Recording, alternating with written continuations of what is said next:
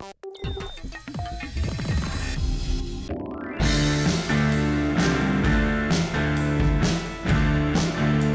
right outside what I would call the mecca of animated movies.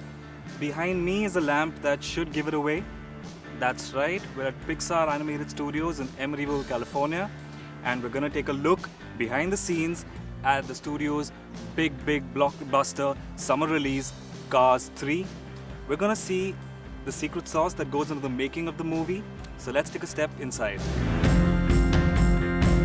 Much like real cars, animated characters also go through various stages of development that include clay sculptures and lots more. Here's how it all begins. We actually do some clay sculptures early in the art department as well, and then we rebuild that again in the computer digitally. And then after we model the character and we have that digital sculpt, we go through and we actually apply shading and paint. So just like you would take a paintbrush or a spray can and actually paint a clay model, we're kind of doing the same thing but in the computer. Speaking of characters, Cars 3 is meant to be a tip of the hat to the sport of NASCAR and its legends. In fact, some legends still alive actually voice the characters they've inspired in the movie. Obviously, Lightning McQueen is our own character that we've created and designed. The King was based on Richard Petty, who was a very famous NASCAR racer.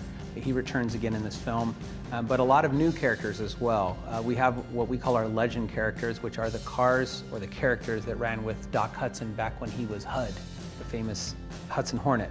And one of them is Louise Nash. She's based on Louise Smith, who was called the First Lady of Racing. Very early pioneering days of women racing in NASCAR, she was the first. Another one we call River Scott, which is based on Wendell Scott, who was the first African-American racing in NASCAR, and he scored points, championships.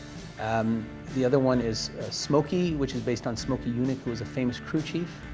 And then the last one is Junior Moon, who's based on Junior Johnson, a NASCAR racer from the early days who's still alive and actually voices his own character in the American version of the film.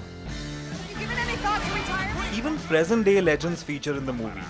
Here's McQueen's trainer Cruz speaking to her phone's AI assistant, much like you'd speak to the Google Assistant or Siri. Hamilton, track Mr. McQueen's speed and report it.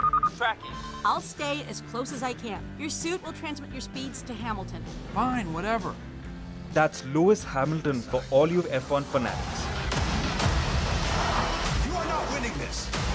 Not just those legends, but each character in the film moves and talks in its own unique way, thus injecting life into the character. Take for instance, the dramatic new character Mrs. Fritter, who's a destructive school bus. Or the size of Miss Fritter, the school bus. You know, this big, massive character and how she kind of owns the track.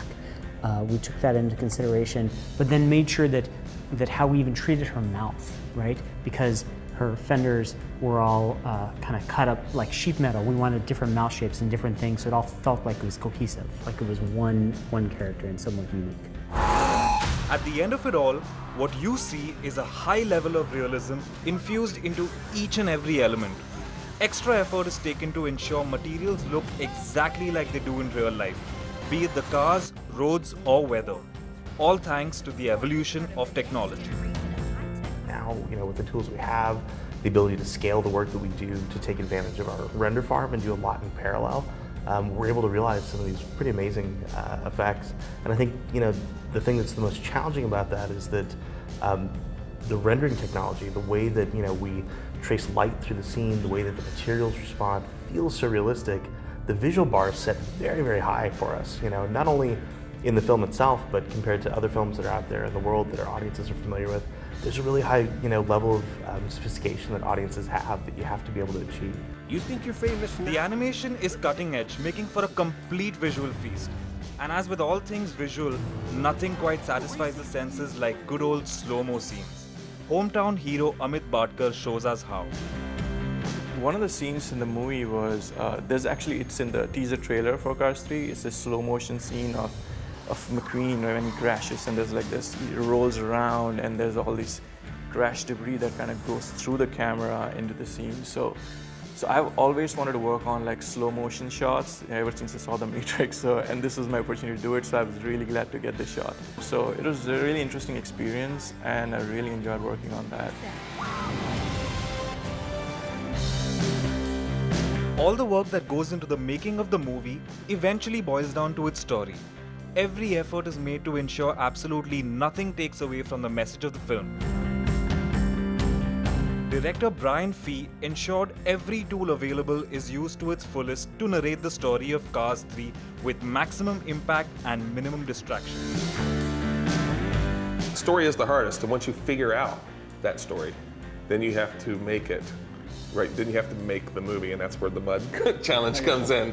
You know, we were able to do things technically that we could not do 10 years ago. There's a look to this movie that Cars 1 could never have had. The technology just wasn't there, so we're leaning into that.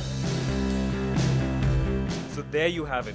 Just a little taste of the colossal efforts that make your favorite animated movies what they are. Those of you itching to catch Lightning McQueen in his latest avatar don't have to wait much longer. Buckle up because Cars 3 hits the big screens on the 16th of this month. See you at the movies.